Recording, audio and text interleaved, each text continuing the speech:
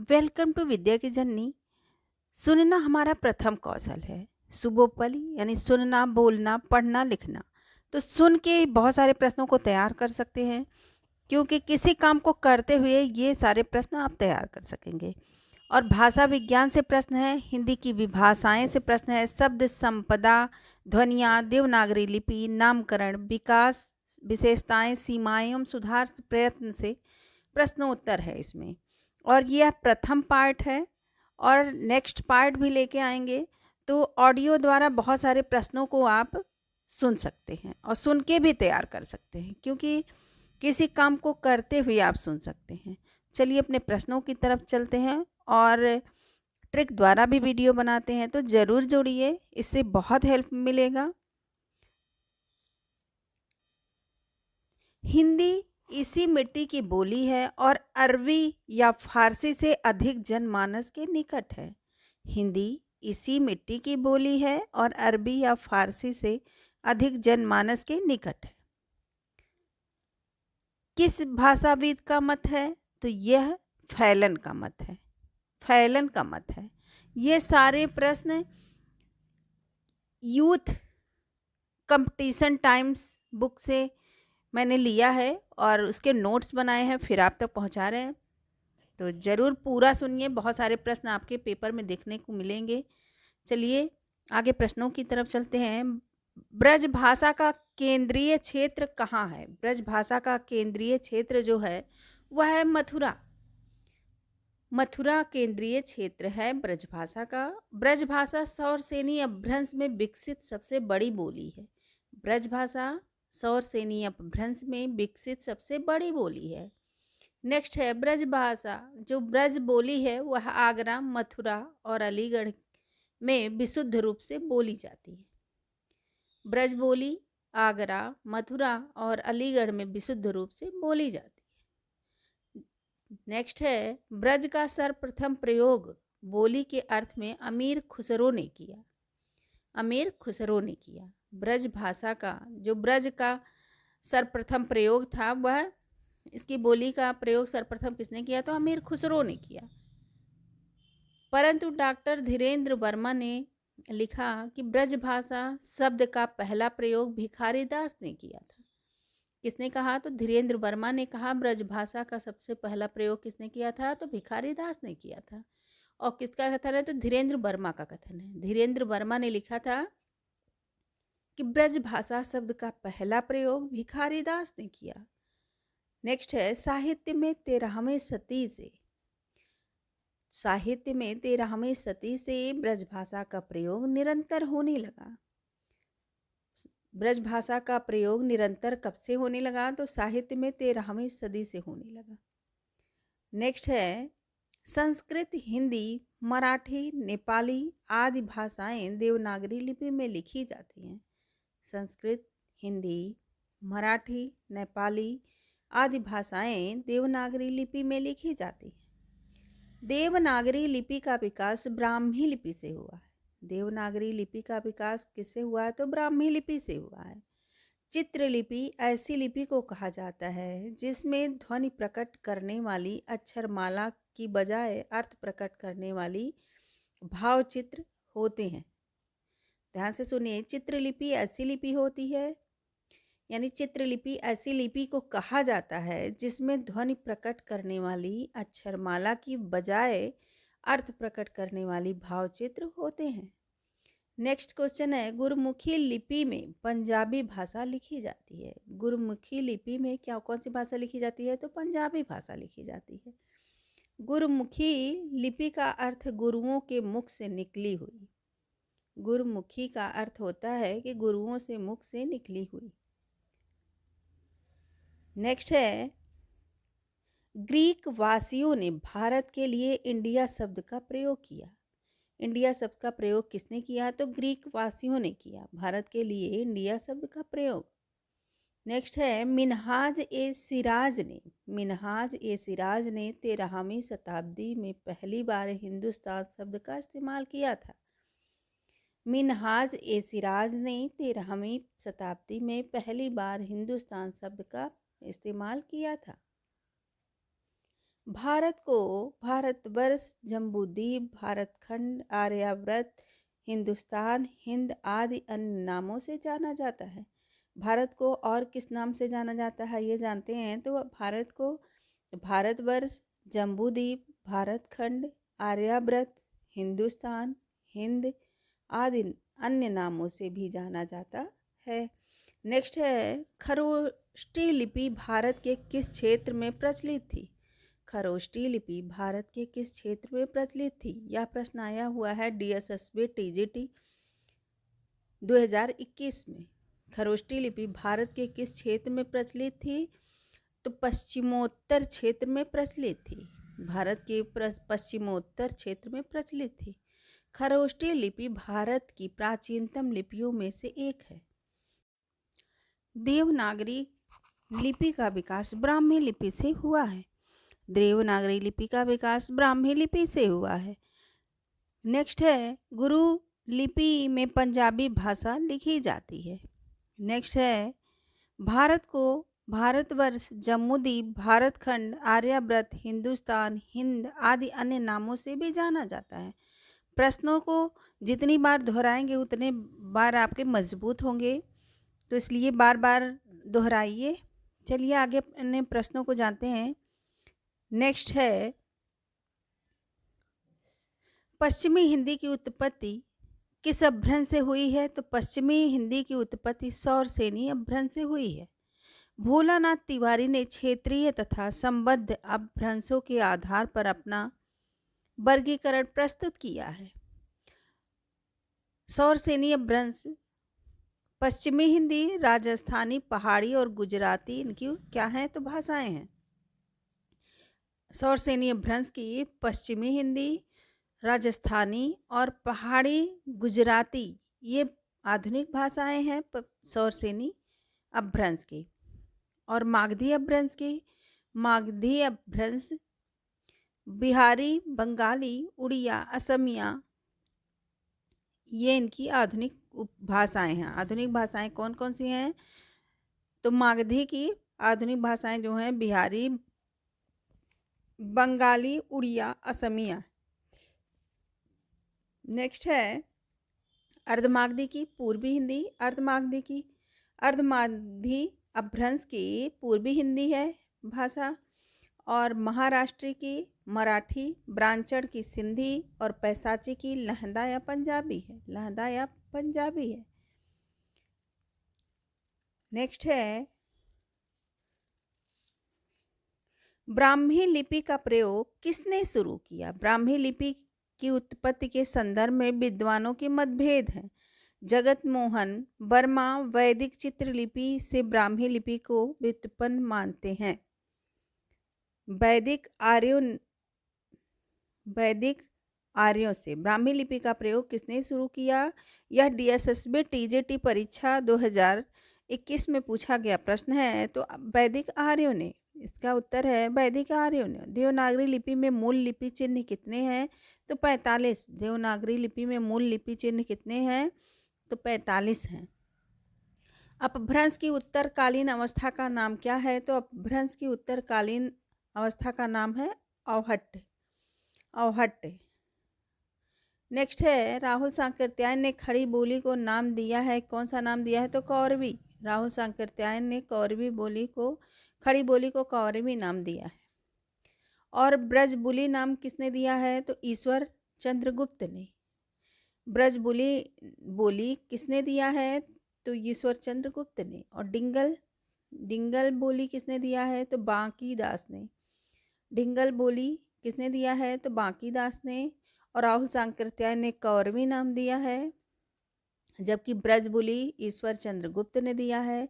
डिंगल बांकीदास ने दिया है।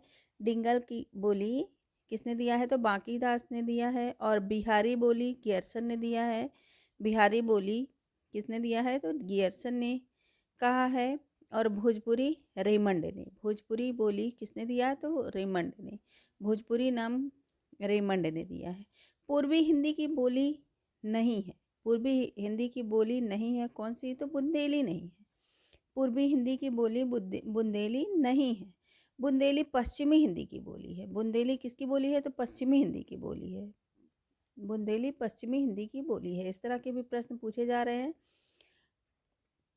नेक्स्ट है, पूर्वी हिंदी का विकास किससे हुआ है? तो पूर्वी हिंदी का विकास अर्धमागधी से हुआ है और यह कई जगहों पे पूछा गया प्रश्न है। जीआईसी प्रवक्ता परीक्षा में और यूपीएचएससी असिस्टेंट प्रोफेसर 2016 में और यूपी पीजीटी 2011 में भी पूछा गया प्रश्न है कि पूर्वी हिंदी का विकास किससे हुआ है? तो अर्धमागधी से हुआ है। अर्धमागधी से हुआ है पूर्वी हिंदी का विकास। नेक्स्ट है, पाली में प्राकृत का जो रूप था उसका विकास सौर सेनी मागधी महाराष्ट्री 3 शाखाओं में हुआ। भारतीय आर्य भाषाओं के कालक्रम को मोटे तौर पर 3 भागों में बांटा जाता है। भारतीय आर्य भाषाओं के कालक्रम को मोटे तौर पर कितने भागों में बांटा जा सकता है? तो 3 भागों में बांटा जा सकता है। नेक्स्ट है, देवनागरी लिपि में मूल चिन्ह कितने हैं? मूल लिपि चिन्ह कितने हैं? तो 45 हैं। 45 हैं। और देवनागरी लिपि का विकास ब्राह्मी लिपि से हुआ है। ब्राह्मी लिपि की उत्तरी शैली से चौथी और 5वीं सदी में गुप्त लिपि तथा गुप्त लिपि से 6ठी सदी में कुटिल लिपि विकसित हुई है। फिर से सुनिए, देवनागरी लिपि में मूल लिपि चिन्ह 45 है। देवनागरी लिपि का विकास ब्राह्मी लिपि से हुआ है। ब्राह्मी लिपि की उत्तरी शैली से चौथी 5वीं सदी में गुप्त लिपि तथा गुप्त लिपि से 6ठी सदी में कुटिल लिपि विकसित हुई है। नेक्स्ट है, देवनागरी लिपि की विशेषताएं क्या है? तो वर्णमाला ध्वनि वैज्ञानिक पद्धति के बिल्कुल अनुरूप है। वर्णमाला ध्वनि वैज्ञानिक पद्धति के बिल्कुल अनुरूप है और यह प्रश्न आया हुआ है DSSB TGT 2021 में पूछा गया प्रश्न है।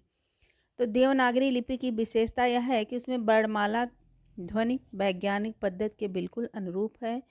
देवनागरी लिपि में स्वर और व्यंजनों को क्रमबद्ध रूप में लिखा गया है। पहले स्वर आते हैं, उसके पश्चात व्यंजन आते हैं, अंत में संयुक्त व्यंजन छात्रा ज्ञास्त्रा आते हैं।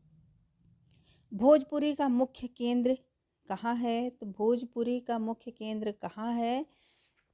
भोजपुरी का मुख्य केंद्र भोजपुर है। भोजपुर है। भोजपुरी का मुख्य केंद्र भोजपुर है।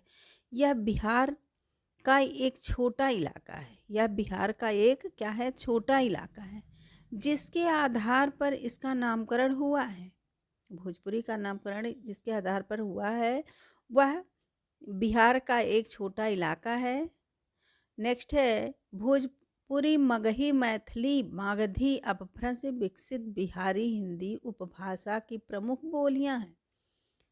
भोजपुरी का मुख्य केंद्र भोजपुर है। यह बिहार का एक छोटा इलाका है जिसके आधार पर इसका नामकरण हुआ है। भोजपुरी मगही मैथिली मागधी अपभ्रंश से विकसित बिहारी हिंदी उपभाषा की प्रमुख बोलियां हैं। भोजपुरी मुख्य रूप से भोजपुर, शाहाबाद, गोरखपुर, देवरिया, गाजीपुर, बलिया तथा बनारस में बोली जाती है। भोजपुरी मुख्य रूप से भोजपुर, शाहाबाद, गोरखपुर, देवरिया, गाजीपुर, बलिया तथा बनारस में बोली जाती है। भारत की ज़्यादातर लिपियां किस लिपि से निकली हैं? यह प्रश्न DSSB TGT परीक्षा 2021 में पूछा गया प्रश्न है। तो भारत की ज़्यादातर लिपियां ब्राह्मी लिपि से निकली हैं। ब्राह्मी लिपि से निकली हैं। प्राचीन भारत में दाएं से बाएं लिखी जाने वाली खरोष्टी लिपि। प्राचीन भारत में दाएं से बाएं लिखी जाने वाली खरोष्टी लिपि तथा बाएं से दाएं ओर लिखी जाने वाली ब्राह्मी लिपि का प्रचलन था, जिसमें से खरोष्टी लिपि का क्षेत्र अत्यंत सीमित था। किस लिपि में प्रत्येक ध्वनि के लिए एक चिन्ह निर्धारित है? तो देवनागरी। देवनागरी, यह भी प्रश्न DSSB TGT 2021 में पूछा गया प्रश्न है।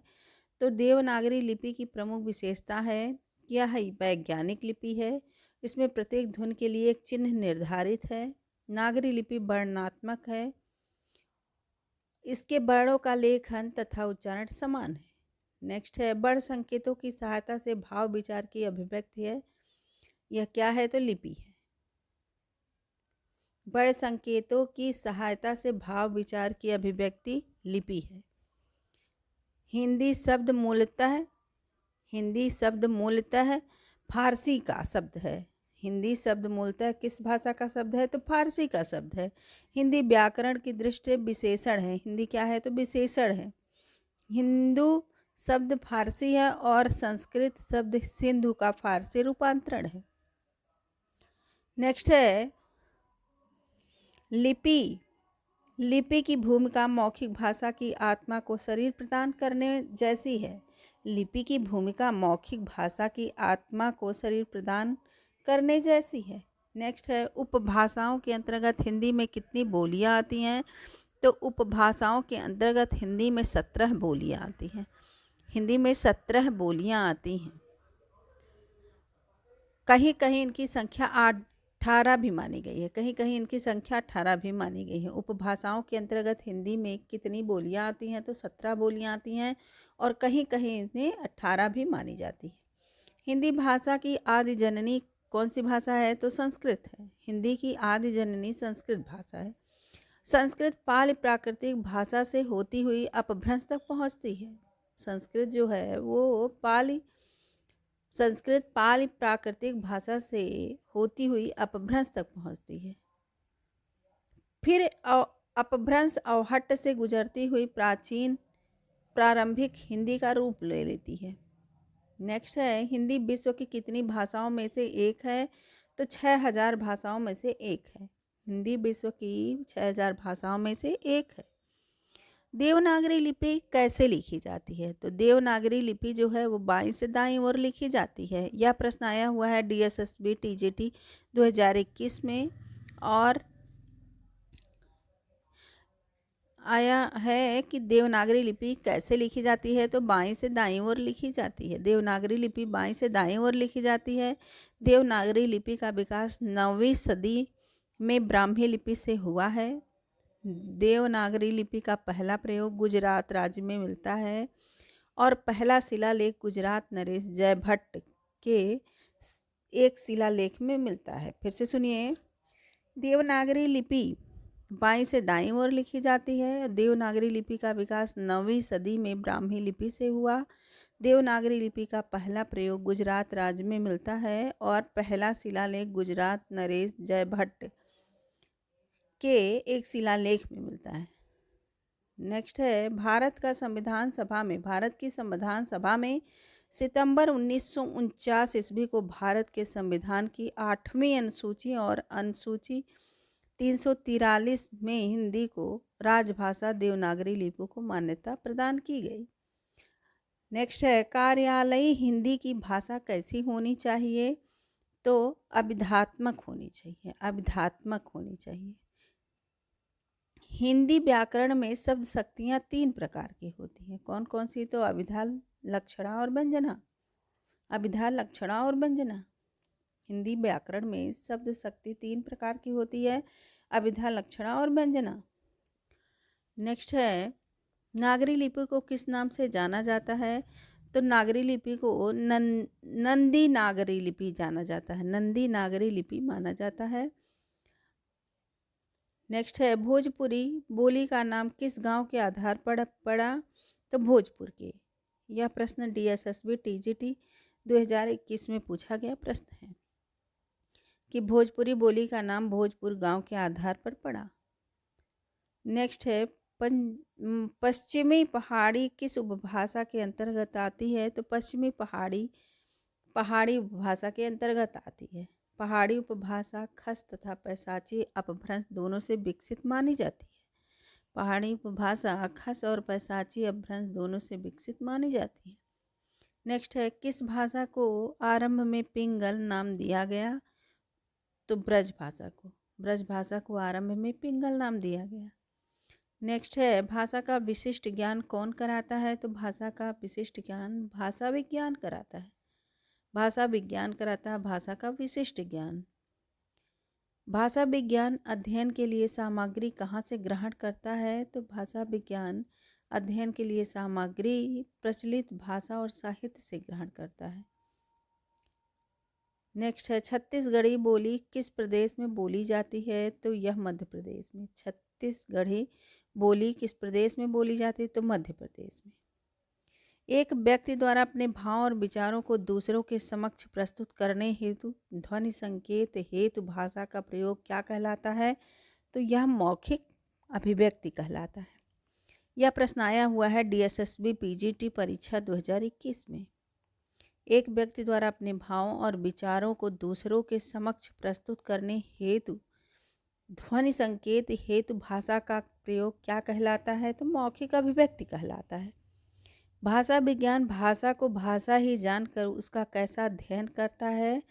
तो उसका फिर से सुनिए, भाषा विज्ञान भाषा को भाषा ही जानकर उसका कैसा अध्ययन करता है? तो भाषा विज्ञान भाषा के अध्ययन की वह शाखा है जिसमें भाषा की उत्पत्ति तथा उसके विकास का वैज्ञानिक एवं विश्लेषणात्मक अध्ययन करता है।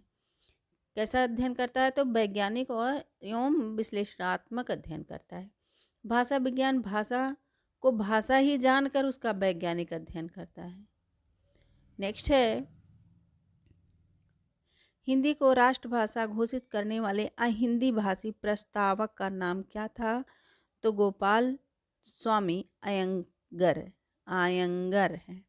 हिंदी को राष्ट्रभाषा घोषित करने वाले अहिंदी भाषी प्रस्तावक का नाम क्या था? तो गोपाल स्वामी अयंगर थे। हिंदी को राष्ट्रभाषा घोषित करने के अहिंदी भाषी प्रस्तावक के रूप में गोपाल स्वामी अयंगर का नाम मुख्य योगदान था। भारत के संविधान में हिंदी को राजभाषा की मान्यता 14 सितंबर 1949 को दी गई थी। 14 सितंबर 1949 को दी गई थी। नेक्स्ट है 1937 में वर्धा में अखिल भारतीय शैक्षिक सम्मेलन का आयोजन किसकी अध्यक्षता में किया गया था? तो महात्मा गांधी की अध्यक्षता में किया गया था। 1937 में वर्धा में अखिल भारतीय शैक्षिक सम्मेलन का आयोजन। नेक्स्ट है हिंदी के विषय में भारतीय संविधान में क्या लिखा गया है? तो हिंदी राजभाषा है। हिंदी के विषय में भारतीय संविधान में लिखा गया है कि हिंदी राजभाषा है। नेक्स्ट है भारत के संविधान में हिंदी को राजभाषा का दर्जन प्रदान किया गया 14 सितंबर 1949 ईस्वी को। 14 सितंबर 1949 ईस्वी को। नेक्स्ट है और यह भारतीय संविधान के भाग 17 में अनुच्छेद 343 से 351 तक राजभाषा का संविधान में प्रावधान किया गया है। नेक्स्ट है प्राचीन भारतीय सिक्कों पर कौन सी लिपि अंकित है? तो यह ब्राह्मी लिपि अंकित है। प्राचीन भारतीय सिक्कों पर कौन सी लिपि अंकित है? प्राचीन भारतीय सिक्कों पर कौन सी लिपि अंकित है? तो ब्राह्मी लिपि अंकित है। और यह भी प्रश्न DSSB PGT 2021 में पूछा गया प्रश्न है। अक्षर पर सिरोरेखा लगाने का अनुमोदन किस समिति द्वारा किया गया था? तो अक्षर पर सिरोरेखा लगाने का अनुमोदन किया गया था देवनागरी सुधार समिति द्वारा। देवनागरी सुधार समिति द्वारा किया गया था। सन 1947 में उत्तर प्रदेश सरकार ने देवनागरी लिपि में सुधार समिति का गठन किया। इसके अध्यक्ष आचार्य नरेंद्र देव थे। इस समिति के अक्षर पर सिरोरेखा लगाने की सलाह दी। इस समिति ने अक्षर पर सिरोरेखा लगाने की सलाह दी। नेक्स्ट है हिंदी भाषा की लिपि भारतीय संविधान में किसे स्वीकार किया गया? तो देवनागरी लिपि को। हिंदी भाषा की लिपि भारतीय संविधान में किसे स्वीकार किया गया? तो देवनागरी लिपि को स्वीकार किया गया। भारतीय संविधान के अनुच्छेद 343 में कहा गया है कि संघ की राजभाषा हिंदी और लिपि देवनागरी होगी तथा भारतीय अंकों का रूप अंतर्राष्ट्रीय रूप होगा। नेक्स्ट है उत्तर पूर्वी राजस्थानी की प्रमुख बोली है मेवाती। उत्तर पूर्वी राजस्थानी की प्रमुख बोली है मेवाती। नेक्स्ट है ढूंढाड़ी बोली को किस नाम से जाना जाता है? तो ढूंढाड़ी बोली को जो है यह अहीरवाटी बोली के नाम से नहीं जाना जाता बल्कि किस अहीरवाटी बोली मेवाती की एक मिश्रित उपबोली है। अहीरवाटी बोली मेवाती की एक मिश्रित बोली है। नेक्स्ट है राजस्थानी वर्ग की मालवी बोली का क्षेत्र नहीं है। तो राजस्थानी, ये प्रश्न आया हुआ है आरपीएससी 2020 में पूछा गया प्रश्न है कि राजस्थानी वर्ग की मालवी बोली का क्षेत्र नहीं है, तो कौन सा क्षेत्र है आइए जानते हैं। तो रतलाम, देवास, उज्जैन यह क्षेत्र है। नेक्स्ट है बागड़ी बोली निम्नलिखित में से सर्वाधिक प्रभावित करने वाली भाषा या बोली है किसकी। तो गुजराती। बागड़ी बोली निम्नलिखित में से सर्वाधिक प्रभावित करने वाली भाषा बोली है गुजराती। नेक्स्ट है हिंदी का मानक रूप किस बोली के सर्वाधिक निकट है। तो हिंदी का मानक रूप खड़ी बोली के सर्वाधिक निकट है। खड़ी बोली का विकास सौरसेनी अपभ्रंश के पश्चिमी हिंदी के अंतर्गत हुआ। हिंदी बोली खड़ी बोली का विकास सौरसेनी अपभ्रंश के पश्चिमी हिंदी के अंतर्गत हुआ। खड़ी बोली का दूसरा नाम कौरवी है। नेक्स्ट है खड़ी बोली का दूसरा नाम क्या है। तो कौरवी है। और कौरवी शब्द का प्रयोग राहुल शंकरत्यायन ने किया था। कौरवी शब्द का प्रयोग किसने किया था। तो राहुल शंकरत्यायन ने किया था। नेक्स्ट है कौरवी बोली का खड़ी बोली का दूसरा नाम कौरवी है और कौरवी शब्द का प्रयोग राहुल शंकरत्यायन ने किया था। सौरसेनी अपभ्रंश से निकली हुई जो बोली है वो है पश्चिमी हिंदी, राजस्थानी हिंदी और गुजराती। पश्चिमी हिंदी, राजस्थानी और गुजराती। भाषा के नाम और उनकी लिपियों को जानते हैं। तो मलयालम का मलयालम है। मलयालम की लिपि क्या है। तो मलयालम लिपि है। मराठी की देवनागरी है। नेपाली की लिपि देवनागरी है। उड़िया की लिपि उड़िया है। पंजाबी की गुरुमुखी है। उर्दू की अरबी फारसी है और बंगाली की बंगला है। हिंदी की देवनागरी है। देवनागरी किसकी लिपि है ये जानते हैं। तो देवनागरी हिंदी की लिपि है, नेपाली की लिपि है, मराठी की लिपि है देवनागरी। और मलयालम की मलयालम है, मराठी की देवनागरी है, उड़िया की उड़िया है और पंजाबी की लिपि गुरमुखी है। उर्दू की अरबी फारसी है, बंगाली की बांग्ला है और हिंदी की लिपि देवनागरी है। नेक्स्ट है हिंदी की बोलियों में महत्वपूर्ण स्थान रखने वाली कौरवी किस उपभाषा के अंतर्गत आती है। तो पश्चिमी हिंदी के अंतर्गत आती है कौरवी। पश्चिमी हिंदी के अंतर्गत आती है कौरवी। नेक्स्ट है विश्व की प्राचीनतम मानी जाने वाली लिपियों में से है कौन सी। तो ब्राह्मी लिपि। विश्व की प्राचीनतम लिपि में माने जाने वाली लिपि है ब्राह्मी लिपि। ये यूकेपीएससी 2020 में पूछा गया प्रश्न है। नेक्स्ट है भारत के संविधान में हिंदी को राजभाषा की मान्यता 14 सितंबर 1949 को मिली। संविधान के अनुच्छेद 343 से 351 तक राजभाषा के संबंध में व्यवस्था की गई।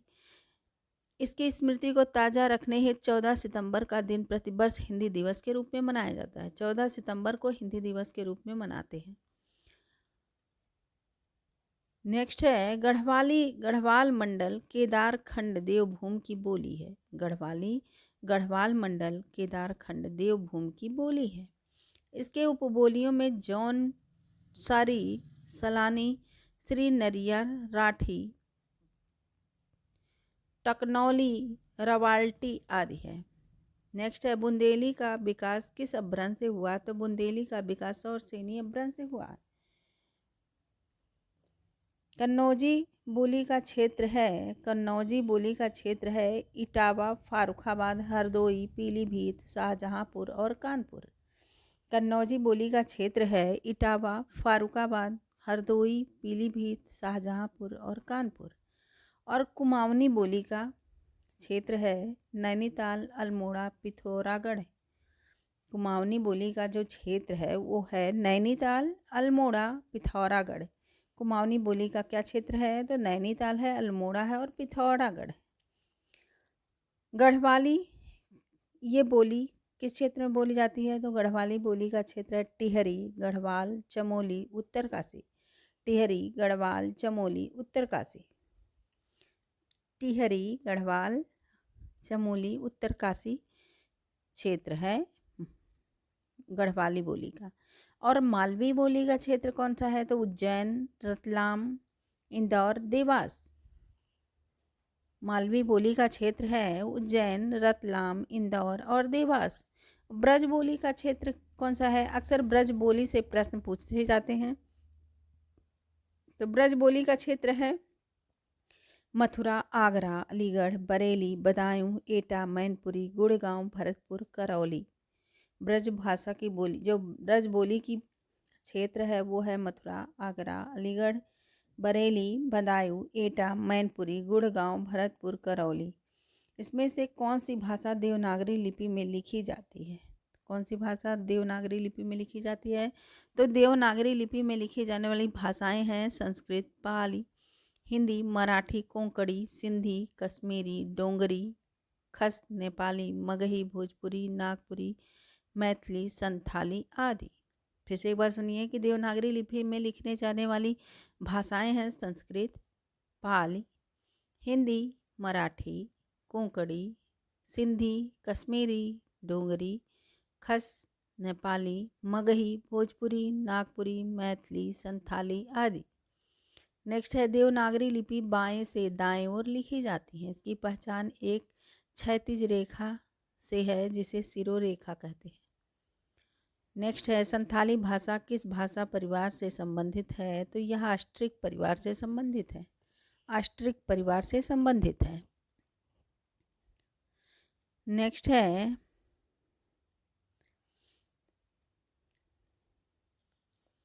अवधी की उपबोलियां हैं। अवधी की उपबोलियां कौन कौन सी हैं? तो जोलाहा, गहोरा, जूड़र, जोलाहा, गडोरा, जूड़र, ये अवधी की उपबोलियां हैं। बघेली की उपबोलियां हैं निबट्टा, निबट्टा।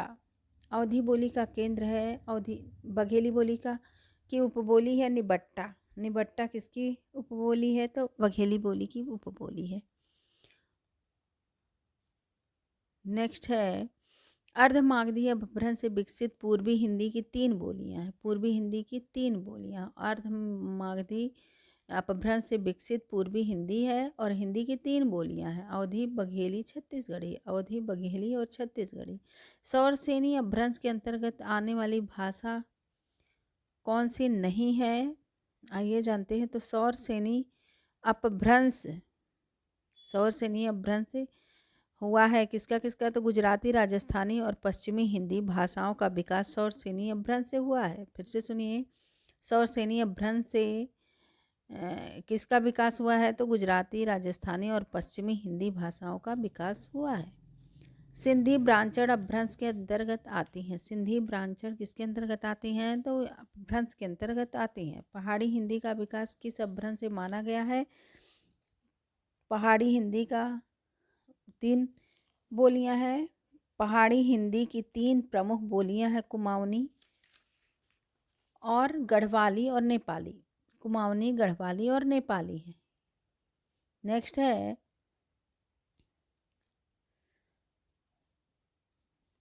सौरसेनी अपभ्रंश से जो आधुनिक भाषाएं निकली हैं वो हैं पश्चिमी हिंदी, राजस्थानी और गुजराती। सौरसेनी अपभ्रंश से जो की भाषाएं हैं वो हैं पश्चिमी हिंदी, राजस्थानी और कुमाऊनी। फिर से सुनिए, सौरसेनी अपभ्रंश की आधुनिक आर्य भाषाएं हैं पश्चिमी हिंदी, राजस्थानी और गुजराती। पश्चिमी हिंदी, राजस्थानी और गुजराती। मागधी अपभ्रंश की हैं बिहारी, बंगाली, उड़िया और असमिया। बिहारी, बंगाली, उड़िया, असमिया मागधी अपभ्रंश की बोलियां हैं, ये भाषाएं हैं। नेक्स्ट है अर्धमागधी की पूर्वी हिंदी, ब्रांचड़ की सिंधी। अरबी भाषा आर्य भाषा में शामिल नहीं है। अरबी भाषा कौन सी भाषा आर्य भाषा में शामिल नहीं है? तो अरबी भाषा आर्य भाषा में शामिल नहीं है। पंजाबी भाषा की लिपि कौन सी है? तो पंजाबी भाषा की लिपि गुरमुखी है। गुरमुखी, डोंगरी और सिंधी लिपि की उत्पत्ति शारदा लिपि से हुई है। गुरमुखी, डोंगरी और सिंधी लिपि की उत्पत्ति किस लिपि से हुई है? तो शारदा लिपि। फिर से सुनिए, शारदा लिपि की उत्पत्ति ब्राह्मी लिपि की उत्तरी शैली से हुई है। शारदा लिपि की उत्पत्ति ब्राह्मी लिपि की उत्तरी शैली से हुई है। गुरुमुखी लिपि गुरु अंगद द्वारा विकसित लिपि है जो शारदा लिपि से विकसित हुई है। बांग्ला भाषा की लिपि पूर्वी नागरी लिपि है। यह देवनागरी लिपि का ही अंग है। नेक्स्ट है, भारतीय आर्य भाषा को कितने कालों में विभक्त किया गया है? तो 3 कालों में विभक्त किया गया है। नंबर 1, प्राचीन भारतीय आर्य भाषा काल, जिसका समय है 2000 ईसा पूर्व से 500 ईसा पूर्व तक। 2000 ईसा पूर्व से 500 ईसा पूर्व तक प्राचीन भारतीय आर्य भाषा काल का समय था। नेक्स्ट है, दूसरा है मध्य भारतीय आर्य भाषा काल, जिसका समय है 500 ईसा पूर्व से 1000 ईसा पूर्व तक। और तीसरा है आधुनिक भारतीय आर्य भाषा काल, जो 1000 ईस्वी से वर्तमान काल तक चल रही है। भारतीय आर्य भाषा कितने कालों में विभक्त किया गया है? तो 3 कालों में विभक्त किया गया है। नंबर 1 है प्राचीन भारतीय आर्य भाषा काल, जिसका समय है 2000 ईसा पूर्व से 500 ईसा पूर्व तक। और दूसरा है मध्य भारतीय आर्य भाषा काल, जिसका समय 500 ईसा पूर्व से 1000 ईसा पूर्व तक। और तीसरा है आधुनिक भारतीय आर्य भाषा काल, 1000 ईसा पूर्व से वर्तमान काल तक। वर्तमान में संविधान की अष्टम अनुसूची में कितनी भाषाएं सम्मिलित हैं? 22 भाषाएं सम्मिलित हैं। यह प्रश्न आया हुआ है कई जगहों पे। DSSB TJT परीक्षा 2018 में पूछा गया प्रश्न है कि वर्तमान में संविधान की अष्टम अनुसूची में कितनी भाषाएं सम्मिलित हैं? तो 22 भाषाएं सम्मिलित हैं। नेक्स्ट है, भारतीय संविधान के भाग 17 में अनुच्छेद 343 से लेकर अनुच्छेद 351 तक राजभाषा का प्रावधान किया गया है। कब से कब तक किया गया है? तो भारतीय संविधान में भाग 17 में अनुच्छेद 343 से 351 तक राजभाषा का प्रावधान किया गया है। मूल संविधान में 14 भाषाएं थी। मूल संविधान में कितनी भाषाएं थी? तो 14 भाषाएं थी। नेक्स्ट है, 21वां संविधान संशोधन अधिनियम 1967 ईस्वी में सिंधी को जोड़ा गया, जिससे उसकी संख्या 15 हो गई। 21वां संशोधन जब हुआ तो 21वां संशोधन कब हुआ? तो 1967 ईस्वी में हुआ और सिंधी को तब उसमें जोड़ा गया, जिससे इसकी संख्या 15 हो गई। पहले कितनी थी? 14 थी। फिर उसके बाद में जब सिंधी को जोड़ा गया तो वह 15 हो गई। फिर 71वां संविधान संशोधन अधिनियम कब हुआ? तो 1992 में हुआ। कब हुआ? तो 1992 में हुआ, जिसमें कोंकणी, नेपाली, मणिपुरी को सम्मिलित करने की यह संख्या 18 हो गई। कौन कौन सी जुड़ी? तो कोंकणी, नेपाली और मणिपुरी को इसमें फिर से सम्मिलित किया गया 1992 में। और 71वां संविधान संशोधन था और उसके बाद इसकी संख्या कितनी हो गई? तो संविधान में इसकी संख्या 18 हो गई। 92 संशोधन हुआ। 92 संशोधन हुआ वो हुआ 2003 में। और यह इसमें बोडो, डोंगरी, मैथिली और संथाली जोड़ा गया, जिससे इसकी भाषा कितनी हो गई? तो 22 हो गई। कौन कौन सी जोड़ी गई? 92 संशोधन जब हुआ तो इसमें 2000 कब हुआ? तो 2003 में हुआ और बोडो, डोंगरी, मैथिली और संथाली जोड़ी गई, जिससे इसकी भाषा 22 हो गई। कितनी हो गई? 22 हो गई। तो वर्तमान में संविधान की अष्टम अनुसूची में 22 भाषाएं हैं। और संशोधन कितनी बार हुआ? तो 21वां हुआ, 71वां और 92 ये संशोधन हुआ। उसके बाद में फिर 22 भाषा हो गई। 22 हो गई। कितनी हो गई? तो 22 भाषाएं हो गई। यह लिपि अक्षरात्मक लिपि है, जबकि रोमन लिपि वर्णात्मक लिपि है। कौन सी लिपि है? तो देवनागरी लिपि अक्षरात्मक लिपि है, जबकि रोमन लिपि कौन सी है? तो वर्णात्मक लिपि है। नेक्स्ट है, देवनागरी लिपि में एक वर्ण के लिए एक ध्वनि है, अर्थात प्रत्येक अक्षर उच्चारित है। देवनागरी की वर्णमाला का वर्णक्रम वैज्ञानिक है। देवनागरी की वर्णमाला जो है वो क्या है? तो वैज्ञानिक है। भाषा वाक्य पर आधारित है। भाषा किस पे आधारित होता है? तो वाक्य पर आधारित होता है। भाषा के मुख्यतः 4 तत्व होते हैं: ध्वनि, शब्द, वाक्य, अर्थ। ध्वनि, शब्द, वाक्य, अर्थ, ये 4 तत्व होते हैं भाषा के। भाषा के कितने तत्व होते हैं? तो 4 तत्व होते हैं: ध्वनि, शब्द, वाक्य, अर्थ। इन 4 तत्वों को ही भाषा विज्ञान का 4 अंग माना जाता है। भाषा विज्ञान का 4 अंग माना जाता है इन 4 तत्वों को: ध्वनि, शब्द, वाक्य, अर्थ को। उच्चारण की दृष्टि से भाषा लघुत्तम इकाई ध्वनि है। उच्चारण की दृष्टि से भाषा की लघुत्तम इकाई ध्वनि है।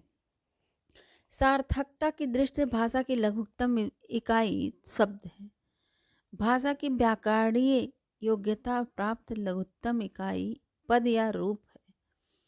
भाषा की व्याकरणीय योग्यता प्राप्त लघुत्तम इकाई पद या रूप है। भाषा की पूर्ण सार्थक इकाई को वाक्य कहते हैं। भाषा की पूर्ण सार्थक इकाई को क्या कहते हैं? तो वाक्य कहते हैं। भाषा शब्द संस्कृत भाष शब्द से निकला है। भाषा शब्द किसे निकला है? तो संस्कृत के भाषा शब्द से निकला है। नेक्स्ट है, किसी भी भाषा को लिखने का ढंग कहलाता है क्या? तो लिपि कहलाती है। किसी भी भाषा को लिखने का ढंग लिपि कहलाता है। लिपि का लेखन प्रणाली का अर्थ होता है कि किसी भी भाषा की लिखावट का ढंग। नेक्स्ट है, ध्वनियों को लिखने के लिए जिन चिन्हों का प्रयोग किया जाता है वही लिपि कहलाती है। ध्वनियों के लिखने के लिए जिन चिन्हों का प्रयोग किया जाता है वही क्या कहलाती है? तो लिपि कहलाती है। भारत की राष्ट्रभाषा और राजभाषा कौन सी है? तो हिंदी है। भारत की राजभाषा हिंदी है। फिर से एक बार जानिए कि 14 सितंबर 1949 को भारत में संविधान में हिंदी को राजभाषा की मान्यता प्रदान की गई। अनुच्छेद 343 में वर्णित है, संघ की राजभाषा हिंदी और देवनागरी लिपि होगी। भारतीय संविधान के भाग 17 में अनुच्छेद 43 से लेकर 51 तक 351 तक राजभाषा का प्रावधान किया गया है। संविधान की 8वीं अनुसूची में 22 भाषाओं को मान्यता प्रदान की गई है। मूल संविधान में 14 भाषाएं थीं, अब इनकी संख्या 22 हो गई है।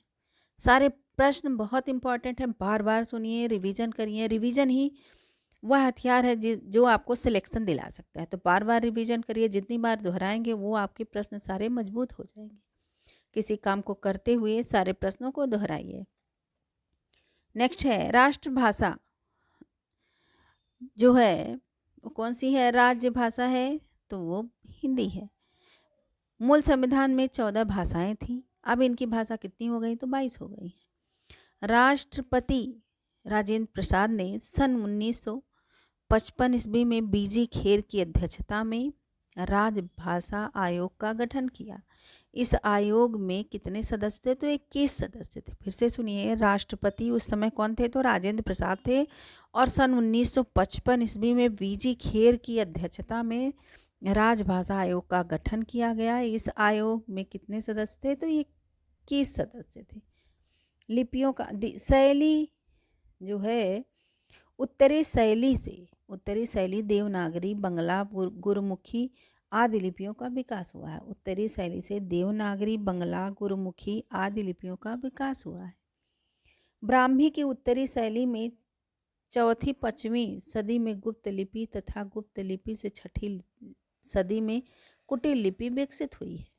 कुटिल लिपि में 9वीं सदी के लगभग नागरी के प्राचीन रूप का विकास हुआ, जिसे प्राचीन नागरी कहते हैं। नेक्स्ट है, भाषा पानी की धारा है जो कठिनाई के नीचे सरलता की ओर जाती है। भाषा शब्द संस्कृत भाष शब्द से धातु से निकली है, जिसका अर्थ है भाष व्यक्तायाम वाची, अर्थात व्यक्त वाणी। भाषा उसे कहते हैं जो व्यक्त वाणी के रूप में अभिव्यक्ति की जाती है। नेक्स्ट है, कामता प्रसाद गुरु का विचार है, यानी कथन है। कामता प्रसाद गुरु का कथन क्या है? आइए जानते हैं कि भाषा वह साधन है जिसके द्वारा मनुष्य अपने विचार दूसरों पर भली भांति प्रकट कर सकता है और दूसरों के विचार आप स्पष्टतया समझ सकते हैं। वो किसका कथन है? तो कामता प्रसाद गुरु का संबंध ये कथन है।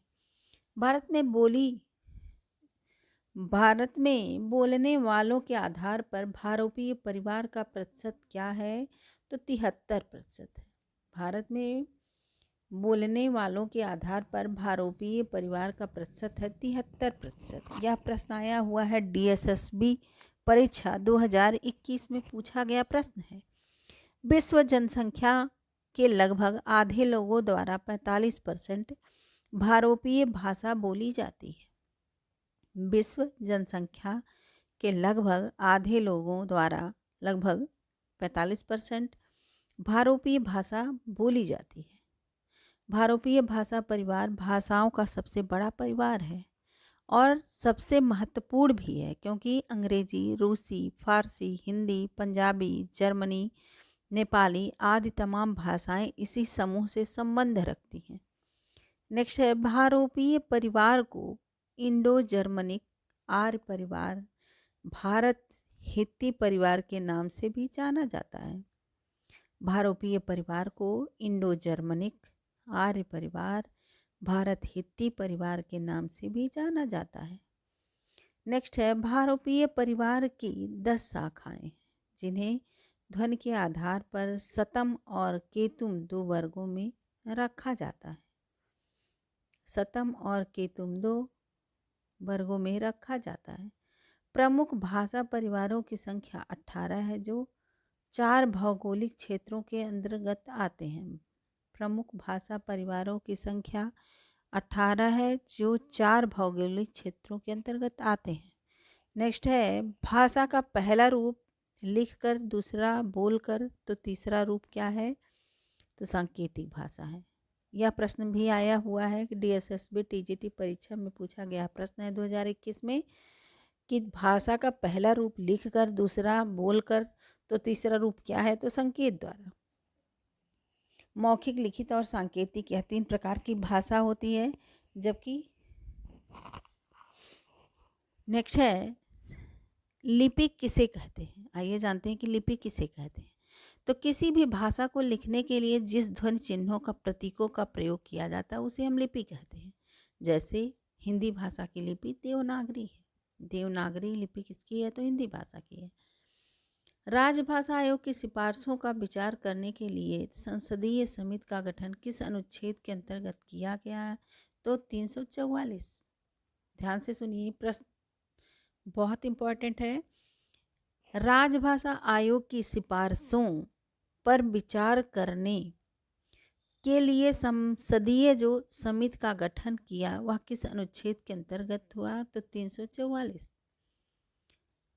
नेक्स्ट है, नागरी लिपि का विकास किस लिपि से हुआ है? तो ब्राह्मी लिपि से हुआ है। यह भी यूपी TGT 2010 में और LT ग्रेड परीक्षा 2018 में पूछा गया प्रश्न है। नेक्स्ट है, प्राचीन नागरी का दक्षिण भारत में क्या नाम है? तो नांदे नागरी नाम है। प्राचीन नागरी का दक्षिण भारत में नाम है नांदे नागरी। नेक्स्ट है, किस विद्वान ने सर्वप्रथम आर्य भाषाओं के अध्ययन की ओर भाषा वैज्ञानिकों का ध्यान आकृष्ट किया? तो हार्नले ने किया। किस भाषा को प्राकृत और आधुनिक भारतीय आर्य भाषाओं के बीच की कड़ी कहा जाता है?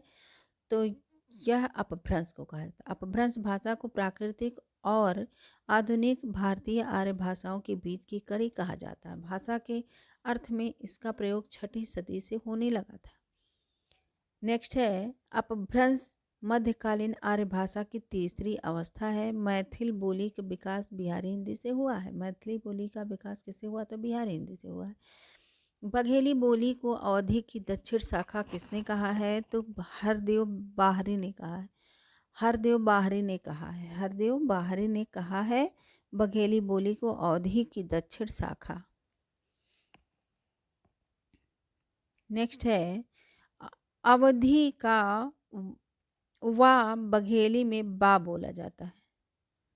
नेक्स्ट है, ब्रजबुली किस भाषा का एक कृत्रिम रूप है? तो बंगला का। ब्रजबुली बंगला का भाषा का एक कृत्रिम रूप है। यह प्रश्न आया हुआ है UPHESC परीक्षा 2021 में। ब्रजबुलि की उत्पत्ति अवहट्ट से हुई है। ब्रजबुलि की उत्पत्ति किससे हुई है? तो अवहट्ट से हुई है। नेक्स्ट है, कौन सी लिपि दाईं ओर से बाईं ओर लिखी जाती है? तो फारसी लिपि दाईं ओर से बाईं ओर लिखी जाती है। दाईं ओर से बाईं ओर लिखी जाती है। नेक्स्ट है, बंगाली भाषा भारोपीय परिवार की भाषा है। बंगाली भाषा जो है वह भारोपीय परिवार की भाषा है, जबकि कन्नड़, मलयालम तथा तेलुगु तीनों द्रविड़ परिवार की भाषाएं हैं। कन्नड़, मलयालम तथा तेलुगु तीनों द्रविड़ परिवार की भाषाएं हैं। भारत की संपर्क भाषा है, भारत की संपर्क भाषा क्या है? तो हिंदी है। यह NVS TGT हिंदी 2016 में पूछा गया प्रश्न है कि भारत की संपर्क भाषा क्या है? तो हिंदी है। भारत की संपर्क भाषा हिंदी है, जबकि विश्व की संपर्क भाषा अंग्रेजी है। विश्व की संपर्क भाषा क्या है? तो अंग्रेजी है।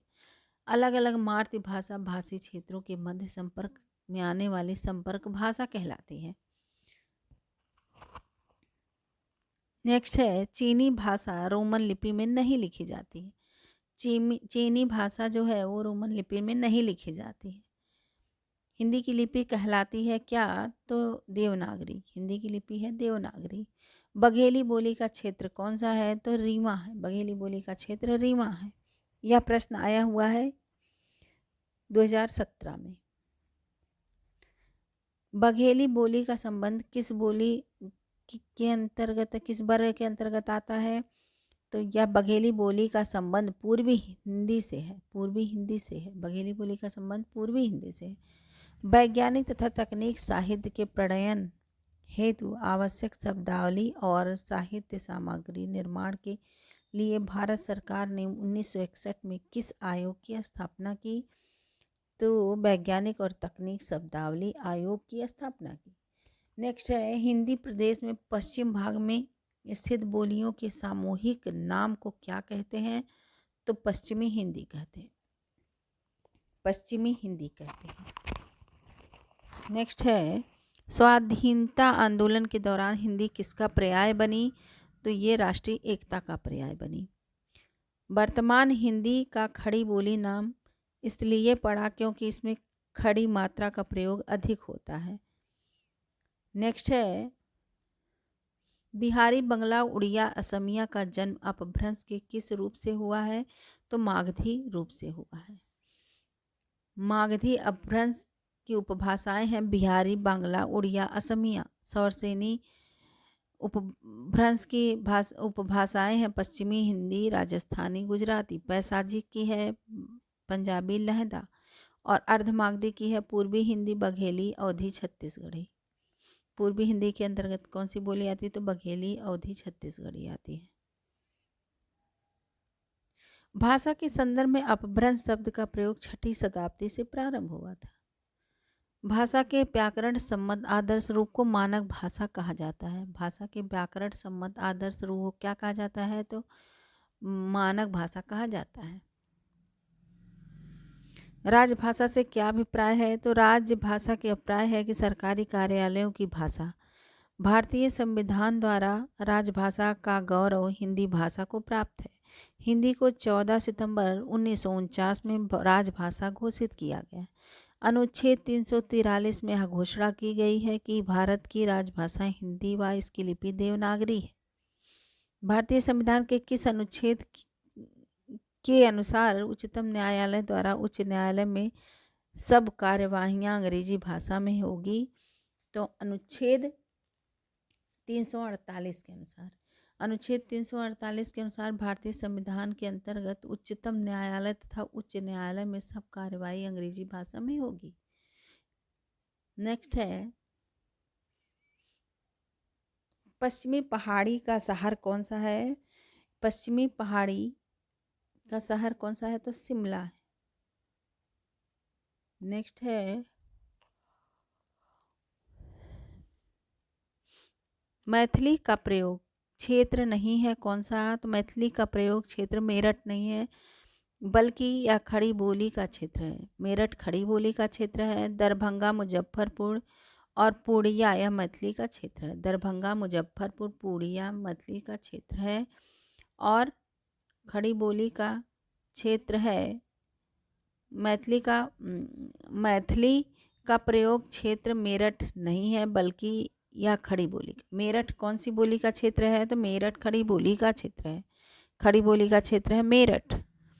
नेक्स्ट है असमिया देवनागरी लिपि में लिखी जाने वाली भाषा नहीं है। असमिया की अपनी लिपि बंगला है। असमिया की अपनी लिपि क्या है? तो बंगला है।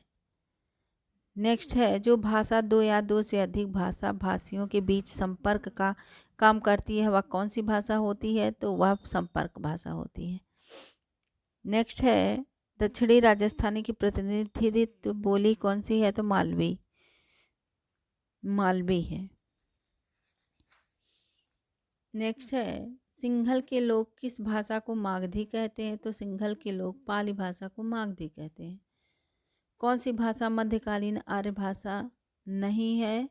आइए जानते हैं कि संस्कृत भाषा मध्यकालीन आर्य भाषा नहीं है। संस्कृत प्राचीन आर्य भाषा है। नेक्स्ट है बिहार की तीनों बोलियों का एक वर्ग बनाकर बिहारी नाम किसने दिया? तो बिहार की तीनों बोलियों को एक वर्ग बनाकर बिहारी नाम देने वाले हैं गियर्सन।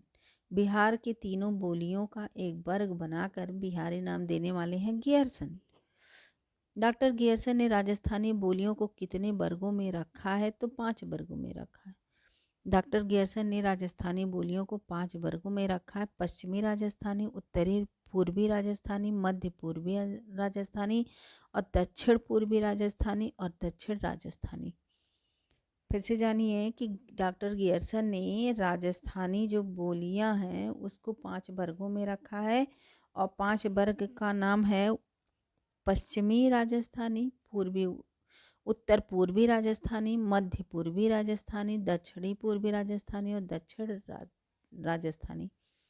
पश्चिमी हिंदी उपभाषा वर्ग में नहीं है। कौन सी? तो बघेली पश्चिमी हिंदी उपभाषा में नहीं है। पश्चिमी हिंदी उपभाषा वर्ग के अंतर्गत कौरवी, खड़ी बोली, हरियाणवी, कन्नौजी और ब्रज बुंदेली बोलियां आती हैं। भाट भाषा किसे कहते हैं? तो डिंगल को भाट भाषा कहते हैं। डिंगल को भाट भाषा कहते हैं। पश्चिमी सीमा की मगही किससे प्रभावित है? तो भोजपुरी से प्रभावित है। पश्चिमी सीमा की मगही भोजपुरी से प्रभावित है। इसूरी किस बोली के लोक कवि हैं? इसूरी किस बोली के लोक कवि हैं? तो बुंदेली बोली के कवि हैं।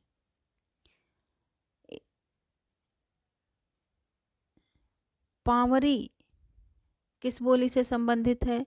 तो बुंदेली। पावरी संबंधित है बुंदेली बोली से। बुंदेली बोली से संबंधित है पावरी।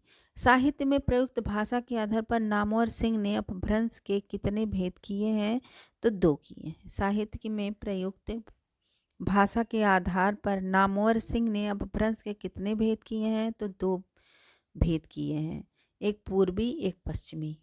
एक पूर्वी, एक पश्चिमी, 2 किए हैं। विभाषा से क्या अभिप्राय है? तो विभाषा से अभिप्राय है एक प्रांत की बोली। विभाषा से अभिप्राय है एक प्रांत की बोली। भारतीय संविधान ने अंकों के किस रूप को स्वीकार किया है? तो भारतीय संविधान ने अंकों के अंतर्राष्ट्रीय रूप को स्वीकार किया है। अंतर्राष्ट्रीय रूप को स्वीकार किया है। नेक्स्ट है मुंडा भाषा परिवार का क्षेत्र कौन सा है? तो मुंडा भाषा परिवार का क्षेत्र छोटा नागपुर है जो झारखंड राज्य में है। मुंडा भाषा परिवार की भाषा बांग्लादेश को मिलाकर लगभग 1 करोड़ लोग बोलते हैं। नेक्स्ट है आगरा किस बोली का क्षेत्र है? तो आगरा ब्रज भाषा का क्षेत्र है। ब्रज भाषा का क्षेत्र है। अवधी बोले जाने वाला क्षेत्र है। आइए जानते हैं एक नज़र में कि अवधी बोले जाने वाले जो क्षेत्र हैं वो हैं अयोध्या, लखीमपुर खीरी, अयोध्या, लखीमपुर खीरी, बहराइच, गोंडा, बाराबंकी, लखनऊ, सीतापुर, उन्नाव और फैजाबाद, सुल्तानपुर, रायबरेली, प्रयागराज, जौनपुरी, प्रतापगढ़। ये सारी अवधी बोले जाने वाले जगह हैं यानी क्षेत्र हैं। खड़ी बोली बोले जाने वाले क्षेत्र कौन से हैं? तो बिजनौर, रामपुर। खड़ी बोली बोले जाने वाले जो क्षेत्र हैं वो हैं बिजनौर, रामपुर, मुरादाबाद, मेरठ, मुजफ्फरनगर, सहारनपुर, दिल्ली, गाजियाबाद। गाजियाबाद किस बोली का क्षेत्र है? तो खड़ी बोली का।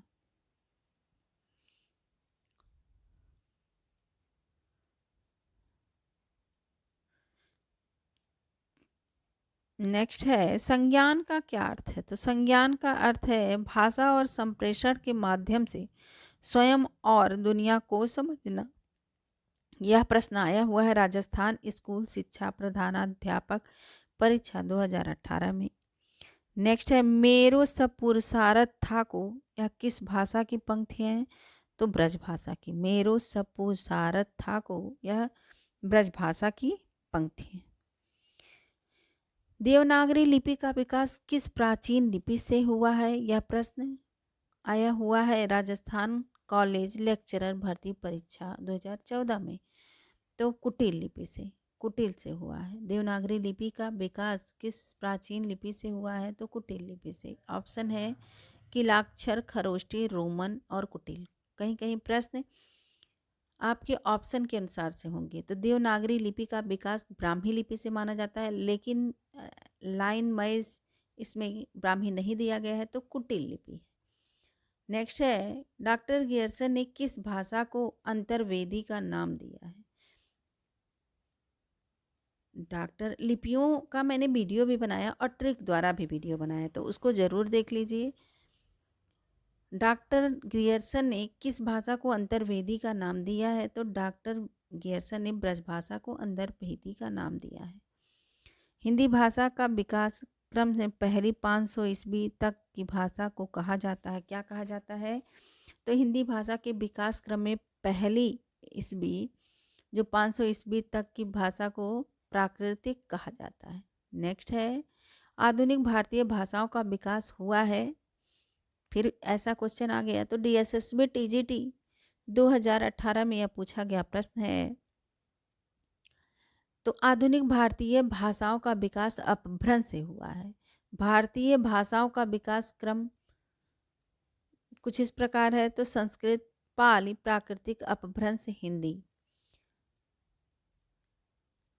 नेक्स्ट है भारतीय राजभाषा राजभाषा आयोग गठित करने के प्रावधान संविधान के किस अनुच्छेद में है? फिर से सुनिए कि राजभाषा आयोग गठित करने के प्रावधान संविधान के कौन से अनुच्छेद में है? तो 344। 344 राजभाषा आयोग गठित करने के प्रावधान संविधान के अनुच्छेद 344 में है। भारत के राष्ट्रपति ने भारत के संविधान के अनुच्छेद 344 में प्रदत्त शक्तियों को प्रयोग करते हुए 7 जून 1955 को श्री बीजी खेर की अध्यक्षता में कुछ विषयों पर सिफारिशें करने के लिए राजभाषा आयोग का गठन किया। इस आयोग में 21 सदस्य थे। कितने सदस्य थे? तो 21 सदस्य थे। फिर से एक बार सुनिए, राजभाषा आयोग गठित करने के प्रावधान संविधान के अनुच्छेद 344 में है। भारत के राष्ट्रपति ने भारत के संविधान के अनुच्छेद 344 में प्रदत्त शक्तियों का प्रयोग करते हुए 7 जून 1955 को श्री बीजी खेर की अध्यक्षता में कुछ विषयों पर सिफारिशें करने के लिए राजभाषा आयोग का गठन किया। इस आयोग में 21 सदस्य थे। नेक्स्ट क्वेश्चन है प्रयोजन मूलक हिंदी की विशेषता कौन सी नहीं है? तो प्रयोजन मूलक हिंदी की विशेषता अलंकारिकता नहीं है। भाषिक विशिष्टता, वैज्ञानिकता, अनुपयुक्तता प्रयोजन मूलक हिंदी की विशेषता है। प्रयोजन मूलक हिंदी की विशेषता कौन सी है? आइए जानते हैं। तो भाषिक विशिष्टता है, वैज्ञानिकता है, अनुपयुक्तता है और प्रयोजन मूलक हिंदी की विशेषता है। नेक्स्ट है संविधान के किस अनुच्छेद में वर्णित है कि संघ का यह कर्तव्य होगा कि वह हिंदी का